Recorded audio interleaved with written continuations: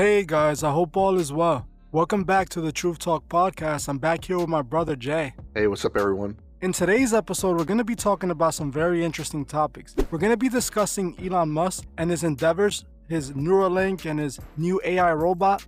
And we're also going to be talking about the effects of video games on the brain. Let's get right into it. Recently, Elon Musk has been in the headlines because he's been pushing forward with this Neuralink project that he's doing, where he's trying to chip the brain. Like I said before, the New World Order requires certain steps to take place, and we're seeing those steps now in our current world. The metaverse, this Neuralink, those are the steps that needed to happen in order for the New World Order to be able to take place. Because like I've already said several times, we are already in the New World Order. After what happened in 2020, our life and our world has never went back to normal. They ended the old world and they started the new one. Jay, when you hear about Elon Musk trying to chip the brain, what comes to mind?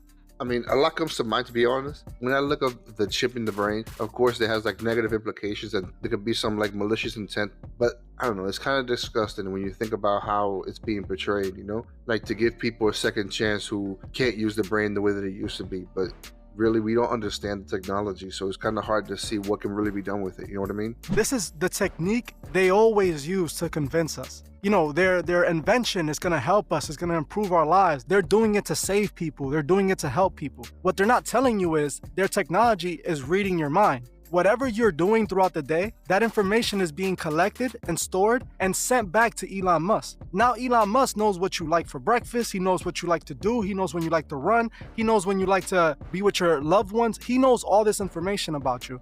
When you mix that with the metaverse, the world that they have control over, you start to see that it becomes very dangerous. This world that we're stepping in, we're entering a new digital world that they created, and they're forcing us into it. If we can see, they've already started with removing physical money. I personally don't have physical money. I personally don't have any cash bills. I don't really know much people who has cash bills. Most people use credit cards, and now even those are getting put away, and people are now using their phone to pay for everything. We're moving into this world where everything is in technology, everything. Even our physical life is going to be transferred onto this digital world. And these chips are the next step. This is how they trap us into that world. When Elon Musk releases this chip, what are you expecting to happen? People are gonna run and get it. People are gonna think that it's the best thing for them because of all the perks that he's claiming it brings. That's gonna be the beginning of the final step. This is when everybody willingly takes on the chip and embraces the metaverse. Like this is what they were waiting for their whole lives. You understand? So it's interesting you say that about taking the chip, because I can tell you right now, the majority of people, if not everyone, that's listening to this has a smartphone. That's the chip right there. You ever see ads? They seem so relevant to you, you know what I mean? Like they know exactly what you're talking about. It seems like you and your friend were having a conversation yesterday, and next thing you know, you get an ad for that particular product or something to do with that. But then I think the Neuralink is taking it to the next step, to those deep, dark secrets that you don't talk out loud, those secrets that you don't want to tell people. Neuralink is actually in your brain and can hear those things, see those things, and then use it in a pervasive way. You know what I mean? Long ago, an episode that I made, a podcast episode that I did with D months back, she was talking about how she was just literally looking at an item in Target. She literally just looked at the item. She didn't speak about it. She didn't mention the item. She never knew the item even existed before that moment. Seconds later, when she opens up her phone and she goes on her social feeds, they were showing an advertisement for the exact product that she just looked at. In her mind, she said that she was thinking about the product because she looked at it and it seemed intriguing to her. It almost blew her mind that literally seconds later, they showed her the product. Now, I've said before in that podcast, I do not think that they're in our minds yet. I feel like this is what Neuralink is for. But there's something going on that's completely strange when you hear something like that's happening. It's happened to me before as well, where I might say the name of an item and then they'll show me the advertising for it. But it never happened where I just looked at an item and they're showing me advertisement for it. And that's what I feel like Neuralink might be. Neuralink might be a clearer way of that, because even in that episode, we had people commenting that they said they work for algorithm companies that basically use your location and where you're at to find out what to advertise to you and your preferences and stuff like that. So that could have just been a coincidence that they were showing Dee something at the same moment that she saw it in real time. But with this Neuralink chip, all they have to do is think about it. The chip is collecting the information, it's storing that, and now they're able to precisely advertise to you off of just vision. Interesting. Like you ever seen that Amazon convenience store they have where you don't have to like pay. You grab the stuff and you walk out, and it knows when you walk out of the store. You know what I'm talking about? No, I've actually never heard of that. It's very interesting. I actually went to one in California. I wanted to test it out. The roof has a bunch of sensors and cameras that tracks you from the moment you walk in. When you walk in, you scan a QR code on your phone that links to your Amazon account. Then you walk into the store, you grab things however you want, put them back, and you could grab things, put them in your pocket, and then when you're done, you just walk out, and a few minutes later, you get like a receipt for whatever you got. When I went, it was a couple of years ago. I remember they were challenging, like, try to steal something, you won't be able to. So it was kind of cool, and I did. Like, I messed around. Like, I grabbed things, put them back in the wrong place, put them in my pocket, put them in my bag, whatever, trying to mess with it. It was extremely accurate. I started to think, like, what's the point, Yeah, it's convenient, but like, so is self-checkout. It's convenient. But now think about what that company knows. They're literally tracking your entire shopping experience, getting to know your habits, knowing what you buy physically, you know what I mean? Where they normally didn't. When you buy stuff online, now they know what you do, but they don't know if you're on your computer or away from computer exactly. This way, they literally know how long you look at a product, what you're doing with that product and everything like that, It's about knowing every little last thing that you do. You ever saw that movie, The Minority Report? So it's kind of like getting to the point that, you know what I mean? They could know when you're even thinking about a crime, and then like, where do you draw the line? You know what I mean? Just because I thought about doing something bad, can you charge me for having the thought? Exactly. And back to the Amazon store. I like what you referred to. Again, it just once again proves how they're releasing their product with ill intention, but they're disguising it as it's going to be a good thing. They're trying to tell you, oh, this is going to be the best shopping experience ever. You can grab things and you don't even have to check out, or you just walk out the store. But what they're really doing is tricking the people into allowing a system where there's so much cameras in their store that they literally see every step that you're taking. You understand? This is their goal. They want to be able to control you. And with this Amazon store, people think this is a convenient thing. I don't have to wait in line. I can just grab and go. And so they start putting this everywhere, and you start to realize it was never a convenience. It was a way of manipulating you into accepting what they wanted you to do. It's a convenience, but at what cost? Like, what price do you put on your privacy? You know what I mean? What you're getting out of it is what they're tricking you to think that you're really getting out of it, because they didn't make that with the intentions of making your life any easier. They made it for the intentions of spying on you and be able to see who's stealing or track what you buy exactly and all this stuff, which they already technically do. But like you said, this way they'll see you pick up this item and put it back down, and now they know maybe he's interested in that item as well. It's all about controlling us and manipulating us. Back to the chip. Elon Musk claims that in the near future, the chip would be able to be used to connect to the internet and get onto the metaverse directly from your brain. They couldn't be more obvious than this. They're literally merging us with technology. In the Matrix movie, everybody was connected to the computer, and that's what manipulated everybody and kept everybody at bay.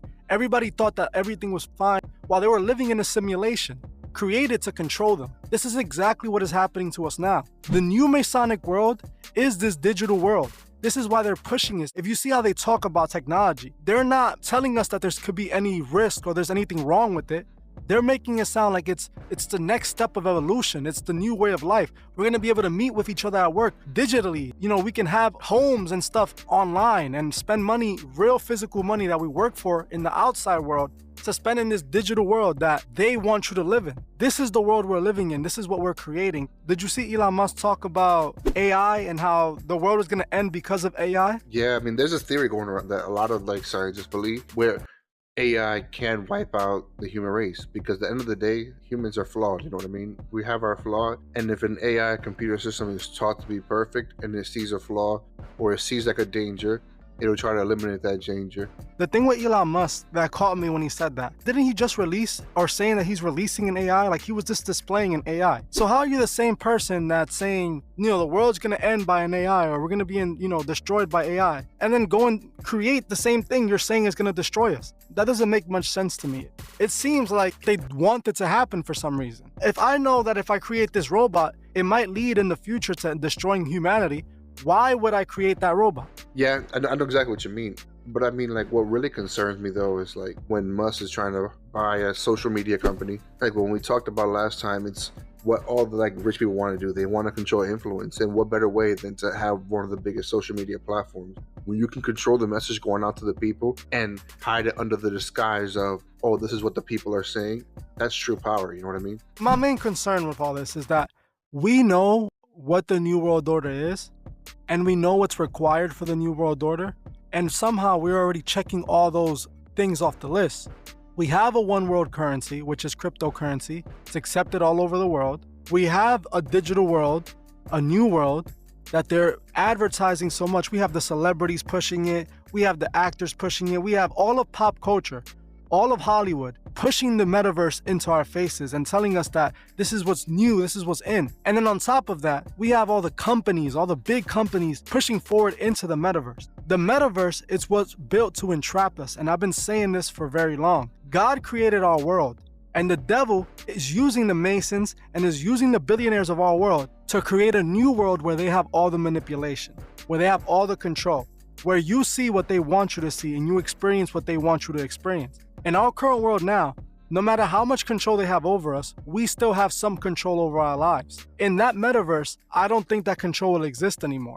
When I think about Elon Musk, I feel so many people trust Elon Musk, and I do not understand why. He seems like someone who's the typical billionaire. He's only interested in making money and climbing to the top and being the biggest entrepreneur that there's been before him. I don't see someone who's trying to bring civilization forward like many people claim he is. I feel like he's another Masonic puppet who is used to roll out the plans of the New World Order. And this is what we're seeing. We have to open our eyes in order to be able to see what's happening next. And if most of us are being entertained and being manipulated and confused by those people who are trying to bring in the New World Order, they're never going to even notice what's happening. They're going to be too consumed by the things that they gave them to control them with. And that's what we're seeing here. Elon Musk is just providing more and more and more things for people to fall under the manipulation that they want us to fall under. This Neuralink is going to be the next step in their plans, and I promise you, it's going to be widely received. People are going to get it because of what it's offering them. A lot of people see this merging with technology and joining the metaverse as a positive thing. They don't think that there's anything wrong. They think it's cool. And this is where the conversation ties into video games as well, which we'll be getting in later. They have been conditioning us for years now to get ready for this very moment here. What better way than through entertainment? It goes back to the whole perversive nature of everything, you know what I mean? If I want someone to do something, I make them think that it's what they want to do. When you're playing video games, it releases the endorphins in your brains. It makes you happy, and they're set up in a certain way so that you don't even know what you're doing. But you're right, we could all be being brainwashed without even knowing. We're going to get into the video game topic in a second. I just want you guys to understand what's happening. In our world, we have been racing towards this moment here. Since I was a child, I remember VR technology and wanting to use it, and I thought it was so interesting. Years later, VR became available, basically to everyone. And now it's not even gonna be VR no more. If they literally put the chip in our brains, it's gonna be our reality as well. A lot of people are going to be lost in there. And that's exactly what they're hoping for. Once we all switch into the metaverse, like they want us to do, you will see the effects that it has on people in the real world. And this is what people need to understand. We're pushing towards this New World Order blindly, and we need to resist. We need to step back, and we need to analyze the situation. Now let's move on. The next thing I wanted to talk about was video games. I made an episode on video games a long time ago. A lot of the people disagreed with what I said about video games, even though everything that I was saying was statistically accurate. One of the things I said when it came to video games was how the military were using video games to recruit new members. When I said this, a lot of people thought that I was just making things up, and it didn't make sense to them because this was the response to just about everybody. Well, I play video games and I'm not violent, or I don't want to join the military, or such and such. The thing is, the way video game affects you, it affects your subconscious and it affects your brain overall. So you might not necessarily feel like you're more aggressive, but let's say you get in an argument with your wife or with your girlfriend, and you will be more aggressive because you're being shown this aggression through these video games all day long. When your subconscious takes over, this is how your brain's going to react. And there's a reason why they use flight simulators to teach pilots how to fly. Your brain perceives everything the same way. You might know it's a video game, but your brain is looking at it like a real life scenario. This is how we do with everything. When we watch a movie, when we watch TV, our subconscious absorbs all this information. When they train a pilot how to fly with a flight simulator, it's the same thing with them training soldiers through these video games. A would-be soldier, a kid that, plays Call of Duty or plays these military games for 15 years, and then when he's older, he wants to be in the military. Yeah, but I disagree though. Like a flight simulator for a pilot, you and I can't go to a flight simulator for a pilot right now. And the video games that are out there that are flight simulators is nothing like the multi-million-dollar simulators that a pilot goes to. And then for a pilot to get to a flight simulator, they usually have to have a job or get hired or paid lots of money to use that flight simulator to qualify a particular aircraft. If you remember, I got my pilot's license, and once I saw how expensive it would be to pursue a career as a pilot, I stopped at the first level. So, like, I see what you're saying about indoctrinating the youth with some of these video games, like the big titles now that have glorifying war and violence and stuff like that. I see how, like, it'll desensitize some of the youth. Even though these video games have a rating that aren't meant for children, most parents don't listen and they just buy their kids these games anyways, blindly, not knowing what kind of damage it could do. And if you remember too, like, I used to play video games a lot. The one thing that kind of opened my eyes was I played this one game. It was like an online multiplayer game. I remember losing myself. I remember losing 24 hours of my life without even noticing time had gone by. I was logged into this game for a full 24 hours, and next thing you know, I open my eyes and I'm like, wow, an entire day has gone by and I haven't even noticed. It's all a manipulation tactic. But even when you were talking about the simulator, I feel like we're both right, because what you're saying is that the pilot simulator is just a better version of a simulator. It's just a high-tech version. It doesn't mean that a simplified version of a pilot simulator in video games wouldn't have some effect on the brain. Like you said, they are desensitizing us and they are making us more tolerable towards violence. Now, people disagree with this because, like I said, they equate this to themselves. They say, well, I don't have this problem. Well, I don't have this problem. But the thing is, if we look at our world, we can see the exact effects of video games all around. There's younger and younger kids doing brazen things and acting out in ways that the generations before wouldn't have. You know, there's 13, 14, 15-year-old kids sliding on their ops. And that comes from consistently playing these video games where everything is violent. We're sitting there absorbing all this. There's no way it doesn't have an effect on our brain. Now, you could tell yourself it doesn't, but you're just being in denial. Like, I'm not telling any of you, stop playing video games right now. Video games are evil. That's not my point. My point is always so that you know the truth, so that you are aware of the damage this actually has on the way you're gonna act throughout your life. When it comes to the world we live in, it doesn't take a hard look to see that, like you said, most people are desensitized. But can you really blame them? We are indoctrinated into this world of violence the day that we're born. You know, 5, 6 years old, 7 years old, you start playing your first little video games. By the time you're 16, 17, you're a full-on gamer. You've already slid on a bunch of ops digitally. You've already seen everything that you need to see in this video game. You didn't play Grand Theft Auto. You didn't play all these games that glorify this violence. And then mix it with the music. You're listening to drill music that's telling you go slide on your op. And then we see most people questioning what is wrong with the youth today. None of these things existed back then. If they did, they didn't exist to the level that they exist now. We live in a world where what wasn't accepted 50 years ago, 40 years ago, is glorified today. I don't think music or the video games created the violence or the problems, but it made it popular. It made it cool to be a gangster. It made it cool to slide on your ops. It made it cool to catch bodies, because this is what the video games and the music keep telling us to do. You're absolutely right. Where we grew up, violence was there, but it wasn't to the level that it is today.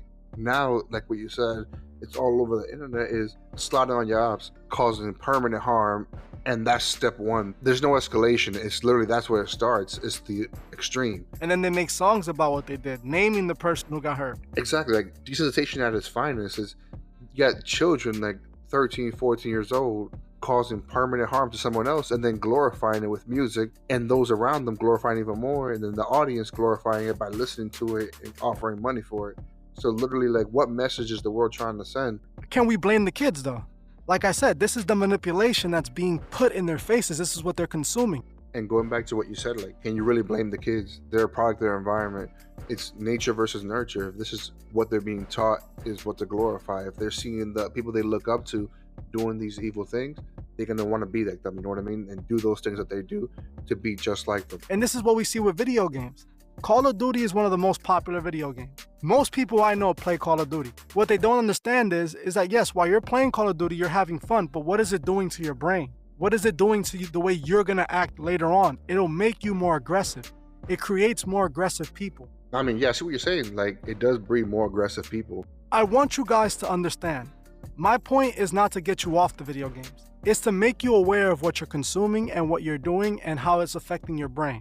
There's a reason why the metaverse is being so heavily pushed with video games. They're using video games as one of the things like, oh, we're going to amplify your video game experience. It's going to take it to the next level, right? That's what they're saying this metaverse is going to do for the gamers. And nowadays, most people are gamers. Video games go hand in hand with the metaverse. The metaverse is the evolution of video games. When we play video games, we're already in a digital world, but we just have all the control. We can turn it off when we want to. We don't literally have to play. Our brain releases endorphins while playing these video games, and they target that part of our brain so that they can keep us playing for longer. And like you said, you played video games for 24 hours one day without even noticing. There was times that me and you, we used to play overnight, didn't go to sleep, go straight to school, and come back and play video games. It's the same thing we're gonna see with the metaverse. They're gonna find ways to keep you longer and longer. You know, there's job opportunities that are not only in the metaverse. Those are the things that they want from us. They want us in this digital world for a reason. And I promise you it's not gonna be a good reason. So if you're planning on joining the metaverse, make sure that you know what you're getting yourself into. It might just start as a game for fun, or you might just wanna check it out, but it might end up consuming you entirely. Yeah, that's right. As long as you know what you're getting yourself into and you're responsible. I'm not gonna say you don't play video games. I mean, I still play video games myself, but I know what I'm getting myself into, you know? And kind of like you said, we were indoctrinated into when we were kids. As long as you know what you're consuming, like I said, even with the music. If you want to listen to the rapper that I exposed in one of my videos and I showed was a part of the Masonic agenda, I'm not judging you for it, and that's your decision, that's on you. But I feel like at least now you know. You know, when you're listening to his music, there's a higher chance that you won't let his lyrics affect you. But if you're blindly listening to it like most of these kids are, you know, these kids are living by what these rappers say, and they're being influenced by these video games to do the same exact thing, violence and crime. And this all ties back to Elon Musk and Neuralink. This is what they're expecting for us. This is what they want for us next. They want us to blindly accept the Neuralink and chip our brains so that we can blindly go into their metaverse and they'll have even more control over our lives. So, like I always say, guys, our best bet is to be aware and to remember that every day we wake up, our souls are at stake. Well, that's it for this podcast, guys. Thank you all for watching. I appreciate every single one of you, and I'll see you guys in the next one. Peace out, everyone. I just wanted to give a special shout out to the Truth Movement members. I truly appreciate every single one of you. If you would like to further support the channel, join the Truth Movement, or you can join me on Patreon, where I drop exclusive videos monthly. The link would be in the description. Another way you can further support the channel is by checking out the Truth store and seeing if you find anything you like. Every purchase you make helps with the funding of Truth Records. The link to the Truth store is also in the description. Also, please leave a comment on your thoughts on this video and on any future topics you would like to see me cover on my channel. If you're new to the channel, make sure you subscribe and hit the bell so you can be notified of future videos. If you like this video, please leave a like as it helps other people find these videos. You can also find me on TikTok and Instagram and follow me there. Thank you all for watching, and I'll see you guys in the next one.